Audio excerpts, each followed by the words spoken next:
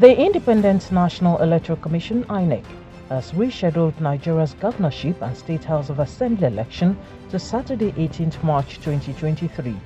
The hard decision to postpone the long-anticipated poll earlier billed for March 11 stems from the Commission's need of sufficient time to reconfigure the over 176,000 bimodal voters accreditation system (BVAS) required for its conduct. Data on the BVAS machines used for the presidential and National Assembly elections held on 25th February 2023 were supposed to be stored and the machines reconfigured for the governorship and state assembly elections, but the election management body was prevented from doing so early enough following a court order to that effect.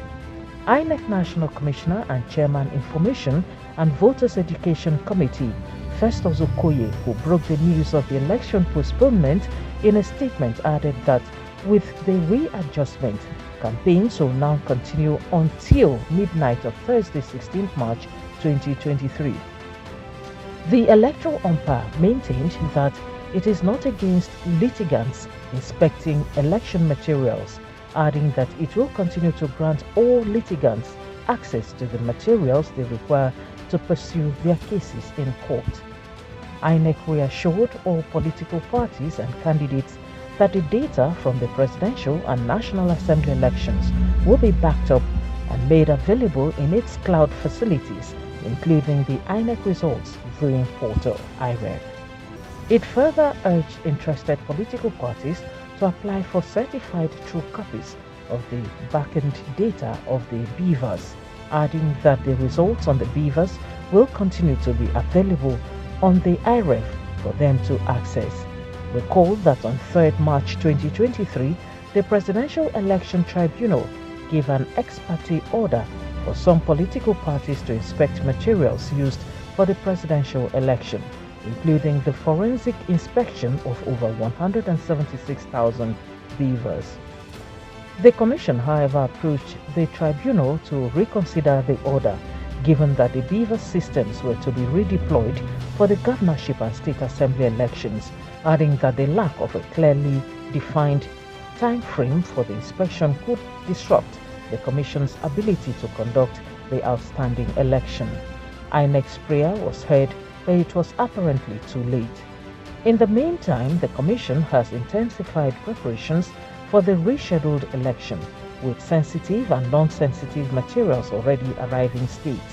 28 states' governorship seats and 993 seats in state houses of assembly are in contention, with 837 candidates vying for the governorship positions and 10,240 candidates jostling for the state assembly seats. INEC is determined to work harder to ensure that the challenges witnessed during the last election do not come up again, knowing that nothing else will be acceptable to Nigerians.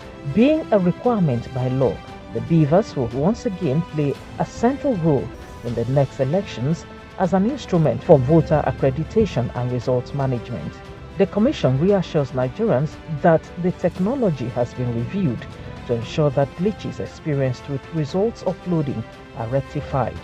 The INEC boss, Professor Mahmood Yakubu, is resolute that all staff found culpable in the last election will not take part in the forthcoming one, hinting that immediate disciplinary action will be initiated against such staff where evidence of wrongdoing have been established.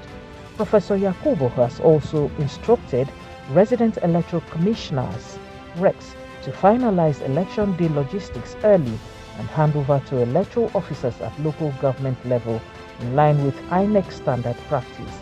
The Chief Electoral Officer warned that RECs will be held responsible for any tardy arrangement in the next election.